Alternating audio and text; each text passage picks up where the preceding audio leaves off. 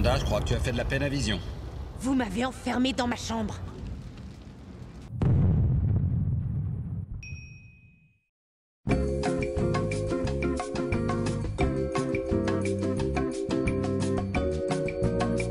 On a un camion qui s'écrase en plein milieu de la voie, mais en 3 secondes les Roumains ont eu le temps de balayer un petit peu les débris pour que les autres camions puissent passer. C'est important l'organisation. Et le gaz? Tu l'évacues. Évacuer un gaz dans l'air, c'est rarement une bonne idée quand même.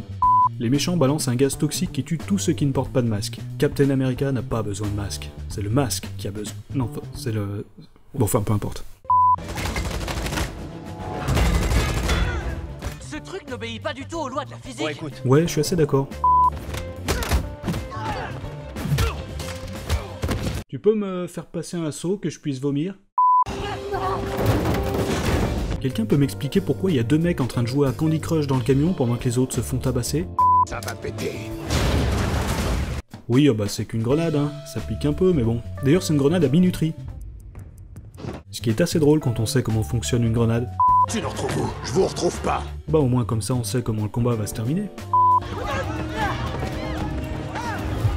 Ouais, ou tu pouvais passer à côté sinon, hein.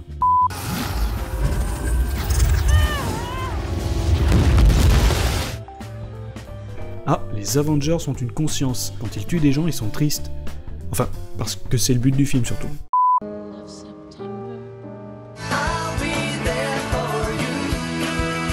Wow, la version 3D de Tony Stark en pleine gueule? Non merci. Ah, c'est intéressant comme concept, ce truc-là. C'est un prompteur transparent que la moitié de la salle peut lire à l'envers.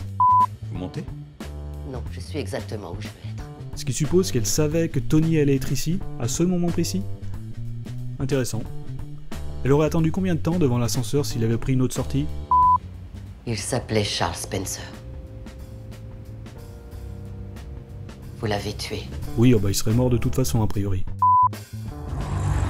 Vision, le mec le plus intelligent du film, ne connaît ni l'intimité ni les portes. Comment qualifier autrement un groupe d'individus qui, alors qu'ils sont basés aux États-Unis, s'autorisent à ignorer systématiquement les frontières, sans prendre en compte les pertes que ça peut occasionner?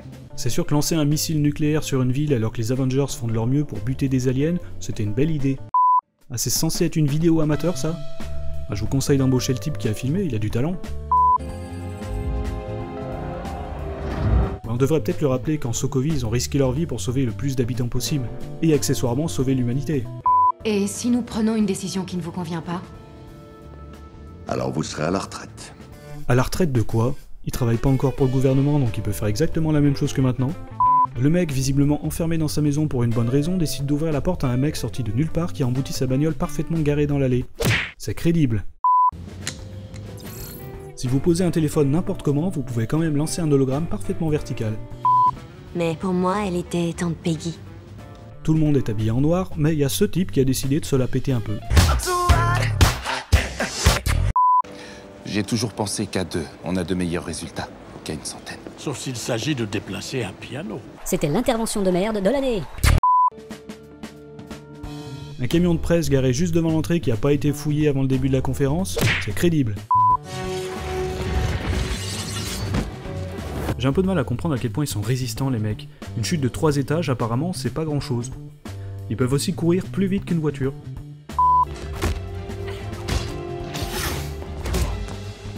Tu peux me repasser le seau s'il te plaît?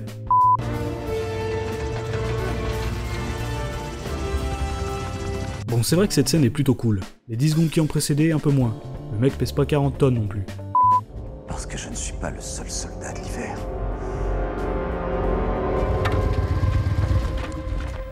Est-ce qu'ils essayent vraiment de nous faire gober qu'il y avait une caméra à cet endroit? C'est par là. J'ai déjà causé assez de problèmes comme ça. Ça suffit, libère-le. Je m'en vais. Ah oui, elle change d'avis rapidement quand même, la dame. Ok, donc elle change d'avis en 10 secondes, elle chiale quand elle tue des civils par accident, mais ça lui dérange pas de faire pleuvoir des bagnoles sur ses potes. Bon, on va parler science 5 minutes. Est-ce que vous avez entendu parler de la loi de la conservation de la masse? C'est une loi qui est un peu plus connue grâce au principe de Lavoisier, rien ne se perd, rien ne se crée, tout se transforme. Dans le cas d'Ant-Man, ce qui en fait une petite fourmi si puissante, c'est parce que, en gros, il ne perd rien lorsqu'il réduit sa taille. Il conserve la force d'un être humain de taille normale. Mais ça veut aussi dire qu'il ne crée pas lorsqu'on inverse le procédé. S'il devient plus grand, il conserve quand même la force d'un mec normal. Or, plus grand veut dire plus lourd. Donc vu sa taille, tenir debout, ça me paraît déjà être un exploit. Donc faire le mariole avec des ailes d'avion ou une passerelle d'embarquement, je ne crois pas. Tu retenais un peu trop d'égo. Mais elle est complètement bipolaire, cette femme. Ouais. Si vous arrivez à trouver une raison claire qui explique pourquoi chacun de ces personnages a choisi le clan Captain ou le clan Iron Man, je suis prêt à l'entendre. Parce que moi, j'ai pas... D'accord, donc il y avait 2 caméras. Bien vu.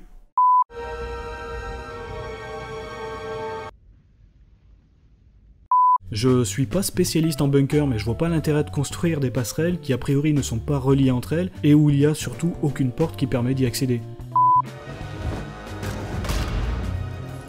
Ok, ça par contre, ça me paraît logique. C'est un silo nucléaire et cette ouverture permet, j'imagine, de laisser les gaz s'échapper au moment de la combustion. Du missile. Du coup, quel intérêt de grimper tout là-haut quand il pouvait simplement passer par là? Analyse sa combativité. Analyse en cours. Prêt à riposter. Est-ce que ça devrait pas être une fonction permanente? Je veux dire, ça a l'air d'être plutôt efficace, donc pense-y la prochaine fois au lieu de t'en prendre plein la gueule sans raison. Bref, Civil War, mine de rien, est plutôt un bon divertissement. Les scènes d'action sont efficaces, l'introduction des nouveaux personnages est réussie, Black Panther par exemple a franchement de la gueule, et il a fallu 14 ans pour enfin retrouver un Spider-Man qu'on a envie de voir. Vous avez un bras en métal. Mais c'est génial ça. Et j'aime beaucoup le fait qu'il n'y ait pas vraiment de méchants dans le film, pas d'aliens ou de créatures qui sortent n'importe où, c'est assez rafraîchissant. La composition musicale mérite aussi qu'on s'y attarde, avec quelques petits détails notables, comme l'insertion de flûte africaine, j'imagine, quand Black Panther fait son apparition. Après, c'est pas non plus parfait, il y a quelques erreurs, des détails dont on se fout un petit peu finalement. Par exemple, au début du film, le patch sur l'uniforme du soldat russe qui représente le drapeau de la Russie actuelle est ce qu'on appelle un anachronisme. Cette scène se déroule en 1991, et plus précisément le 16 décembre. Rapport de mission, daté du 16 décembre 1991. Or, l'URSS a pris fin le 25 décembre 1991, donc logiquement, le soldat devrait porter le drapeau de l'ancienne Russie, celui avec le marteau et la faucille. Bon, c'est un détail. Il y a des détails un peu plus gros, comme cette scène. Heil, Hydra. Non, il n'y a rien qui vous... Et puis, pour finir, on a des détails un peu plus importants, notamment le plan de Zemo. C'est ce que vous vouliez. Les voir s'entretuer sans merci. Le but était donc de faire en sorte que tous les Avengers, en gros, s'entretuent. On va reprendre l'histoire du début. Le gouvernement propose aux Avengers de signer les accords de Sokovia, mais ils sont pas tous d'accord. Zemo fait exploser une bombe aux Nations Unies et met la faute sur le dos de Bucky, ce qui va envenimer la situation entre Captain et Iron Man. Les Avengers se séparent en 2 groupes, Captain part en Sibérie pour arrêter les autres soldats de l'hiver, et à la dernière minute, Tony apprend l'histoire du psychiatre, le lieu où se trouve Captain, et apprend que Bucky est responsable de la mort de ses parents, ce qui va mettre Tony hors de lui, même s'il sait pertinemment que Bucky a été manipulé depuis le début. Donc au final, les chances pour que ce plan-là réussisse sont quasiment nulles. Et si on revient encore plus tôt dans l'histoire, la signature des accords de Sokovia, qui va entraîner donc la suite des événements, est uniquement due au fait que Wanda a tué une poignée de civils au début du film, accident qui lui-même a été provoqué par la bombe de Crossbones, bombe qui n'a pu être déclenchée uniquement parce que Captain était là pour le stopper.